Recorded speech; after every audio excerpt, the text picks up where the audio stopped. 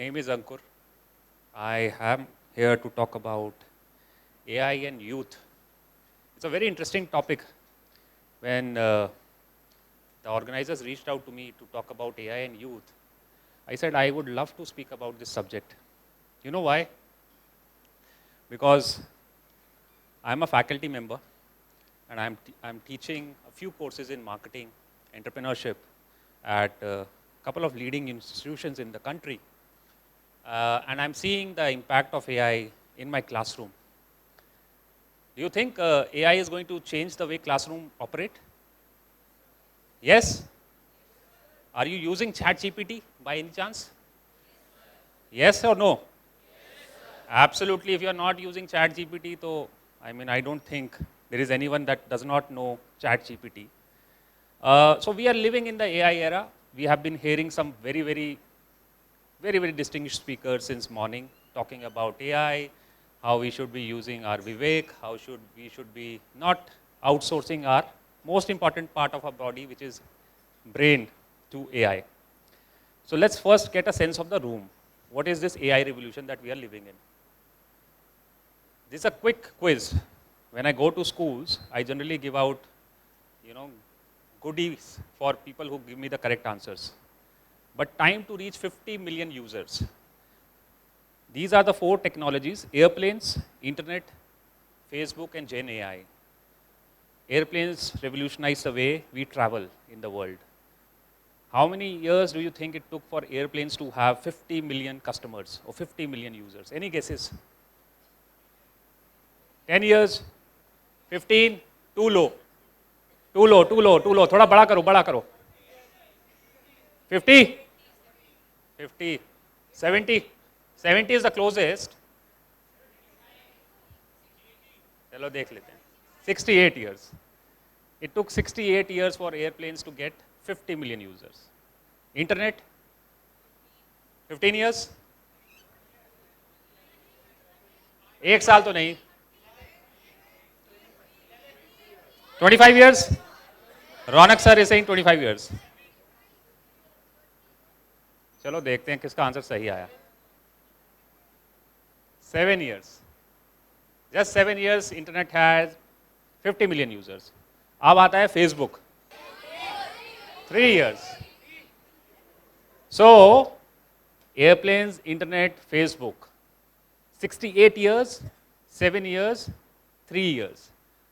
How much time do you think Gen AI took? 1 year, 6 months, 5 weeks. 5 weeks. And you can Google this. 5 weeks के अंदर Gen AI, ChatGPT was being used by 50 million users. Now, understand the enormity of this situation. The technology, which in 5 weeks is being used by 50 million users, and this data is a little old. I'm sure this number is now way higher in just 5 weeks. So this is going to change the way we think about life altogether. It's not a usual technology transformation or change happening, right? Do we agree or not? Yes. So January of 2025, I'm a PhD research scholar. I'm doing my research under Professor Dr. C. Rajkumar at OP Jindal Global University, who is the founding vice chancellor there. And I've been doing my research for a couple of years now in higher education financing. In Jan of 2025, Dr. Rajkumar asked me, Ankur, why don't you start taking a few courses? As you would have seen my introduction, I don't know if they mentioned it, I have been working in higher education for last 20 years, traveled to 40 plus countries, 1,000 plus institutions, seen schools and universities across Middle East, Africa, the developed world, Southeast Asia, a lot of the places that I've been to. And he said, you have so much experience, we will appoint you as professor of practice. Professor of practice are people like me that do not have a PhD. They are pursuing their PhD or they come from the industry, but they are asked now, as per the new NEP 2020, we can be asked to come and teach. So universities can appoint us and we can come and interact with young minds like you. So here I was, and I had never entered a classroom. I had always been in sessions like these for 30 minutes, 40 minutes, 1 hour max, and then out. But then I had a whole semester to plan. And I was living in this generation where we had Gen AI being used by 50 million people in 5 weeks. And I thought, all of you young, smart people are using Gen AI. I need to learn to use Gen AI in my classroom. So I'm a big book reader. I love reading. So I started reading as much as I could about Gen AI in classroom. And I found these two books, very, very interesting books by Sal Khan. There is a brilliant website called the Khan Academy. Anybody has heard of this? Khan Academy, I'm sure you have used it. He is a inspirational guy. I mean, a person that has revolutionized the way education work and has actually made education accessible around the world. So I thought he's the guy that I should turn to understand how should I, as a teacher, use AI in my classroom. And this guy has written two fantastic books, The One World Schoolhouse, Brave New World, How AI Will Revolutionize Education. I really made them my Gita or Bible for my teaching. And in these books, I came across this personality. He was a very, very famous faculty researcher called Dr. Benjamin Bloom. Teachers in the room will know this guy because all the teacher training programs are focused on his theories. And one of the theories that he talked about is Bloom's taxonomy, which is a very, very, I think, no teacher training program anywhere in the world is complete until unless we talk about Bloom's taxonomy. I'm not going to bore you here, but in 1984, he published a research that changed how we think about learning. So his ideas were about the classroom. He said the classroom is managed in three ways, and learning happens in three ways. One is a conventional classroom where you have one teacher, you have 30 students. You know, traditional classrooms like you would be facing right now in your school or college, and you have standard testing with feedback. In India, we call this, most of our curriculums follow this model, where we have a test which is taken every 1 month, 2 months, and then you have the final exam. The most important exam in our lives, I am from a CBSE school, is the grade 12th exam, where we are judged for life. I mean, मेरे को कहते थे कि एक बार 12th में अच्छे number ले लो, life set हो जाएगी. झूठ है, ऐसा नहीं होता. Yeah, it is. Because if you, and I always used to think about, I mean, why is this exam so important? And I felt ill when I was writing one of my board exams, and I was suffering very badly. And I said, why would anyone in their right mind judge me and my potential on these exams that I'm writing when I was not well. I couldn't even stand, but I was forced to go and write that exam. Definitely, I got poor result, but that should not be the stamp on my life, right? So conventional learning tells you this is the model that we are facing across the world. Mastery learning, which Professor talked about, is a different form of learning, where if you are 30 students in the classroom, we won't change, the class won't move forward until unless all of you say, yes, I'm happy with this curriculum. I have learned whatever I had to learn. So if everybody has to learn 2 plus 2 equal to 4, until unless all 30 of you say, yes, 2 plus 2 equal to 4, and I'm confident why it is 2 plus 2 equal to 4, the class won't move forward. Do you think this happens in real world? No, it does not, because you have a timeline, you have academic calendar, teacher has to finish the syllabus, it has to happen, and maybe 10 of you get it, 30 of you don't get it, too bad, we move forward. That's the conventional model. Mastery model will say, hey, hold on, my 30 students are still not confident about 2 plus 2 equal to 4, let me spend some more time with them, even if it means that I have to spend maybe some more time or extend the academic calendar. That won't happen because we're living in this kind of a world where we don't incentivize learning, we incentivize calendar learning, that we have to finish this by this stage. And the loss is for our students. And the final model, the tutorial model, where Professor Bloom said, you should be having, and this is what is happening in India with the coaching industry, by the way, which is a multi-billion-dollar industry. Why do you think all of you are going to coaching? Because you feel that there you will have tutorial, one-to-one learning, one teacher, one student. Does that happen in coaching right now? No, right? Yeah, let's have a confident yes or no here, right? Nothing. When I was in my 10th, This is a story I want to share. I failed in my pre-board of math exam. And my teacher called me and he said, this guy is going to fail. He is the first guy in the school that is going to fail the boards. You know what happened?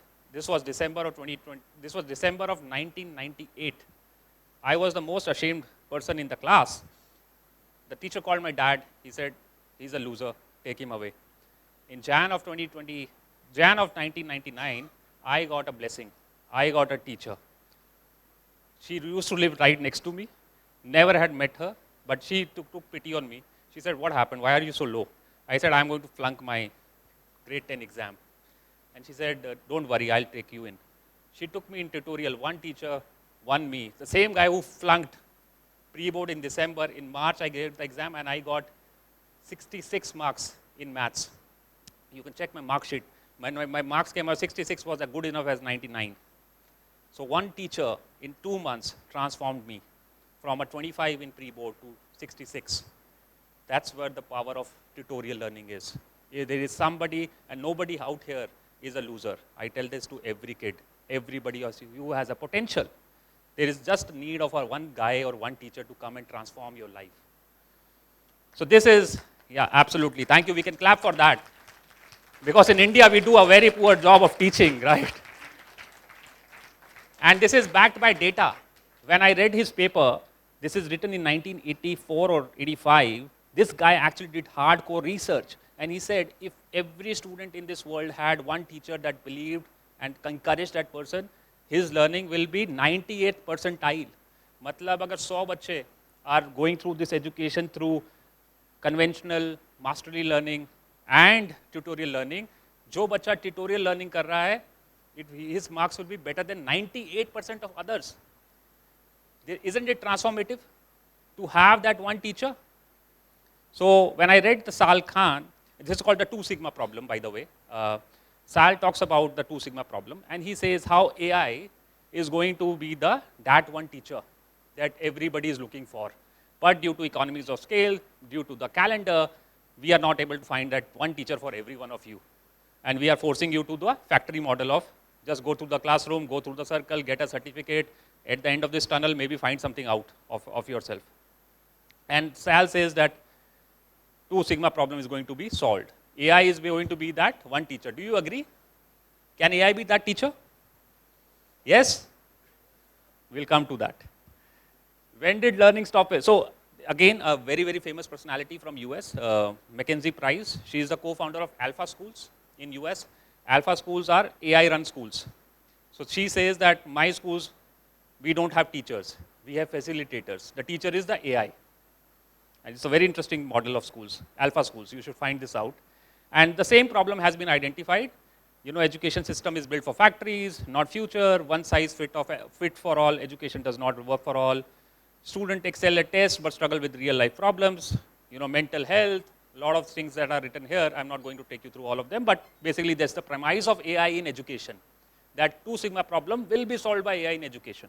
And here I was, confident. I have read Sal Khan, I have read Benjamin Bloom, I have read 10 papers, I have read Mackenzie Price, and I am going to my classroom in university, and I'm like, I'm ready. Let's bring on the AI revolution. And then I entered my classroom. These are my students. I love them. They are not all of them, but this is from my first class. And I'm a passionate teacher. And I said, you know, I'm going to, because my own experience, my lived experience is that one teacher changed my life. And I said, I am going to change everybody's life here, some way or other. And my students needed to be pushed towards reading and writing.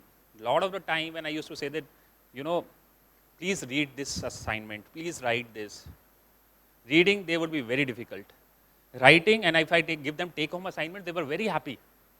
Sir gave us take-home assignment. I said, okay, wonderful students, they are very happy. They were homework de rahe hain. And they used to come back, submit those assignments. And most of them will sound very, very smart. And I'm like, class mein to nahi bolta hai itna. The language, the English, the concepts that were being talked about in those assignments, I understood these are from ChatGPT, no rocket science for that. So I did one thing. I said, why don't you start explaining this? Please present this. Whatever you are written, please present. You know what would happen? Guess any percentage of students that were able to present what they had submitted? Less than 10%. So what was happening in the classroom? AI had made it so easy for students to copy or find information that they had no incentive to even struggle. Another challenge that I found was interpersonal skills. When I asked 4 students to work together, bhul jaiye. I won't work with this person. I won't work with this person. Sir, this person is not, she is not my friend. Or he teases me. I'm like, you are in the same class for the whole semester. Leave alone working with others, they would sit at the same seat at the same time together with the same friend. I am not comfortable sitting with another person. This is my experience.